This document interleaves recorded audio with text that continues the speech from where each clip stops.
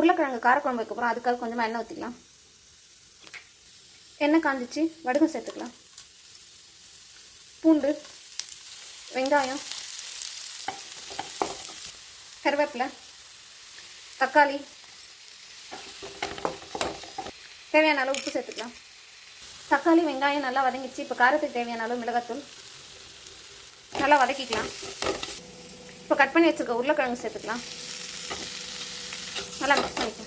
நல்லா மிக்ஸ் பண்ணிட்டோம். இப்போ தேவையான அளவு தண்ணி ஊற்றி குழம்புக்கு தேவையான அளவு தண்ணி ஊற்றிட்டோம். இப்போ காய் நல்லா வெந்ததுக்கப்புறமா புளி சேர்த்துக்கலாம். தட்டு போட்டு முடிக்கலாம். உருளைக்கிழங்கு இப்போ நல்லா வெந்துருச்சு. இப்போ நம்ம கரைச்சி வச்சுருக்க புளி தண்ணியும் சேர்த்துக்கலாம். கரைச்சி வச்சுருக்க புளி தண்ணி சேர்த்துக்கலாம். அவ்வளோதான், உருளைக்கிழங்கு காரக்குழம்பு ரெடி ஆகிடுச்சு. கொத்தமல்லி தூவி ஸ்டவ் ஆஃப் பண்ணிக்கலாம்.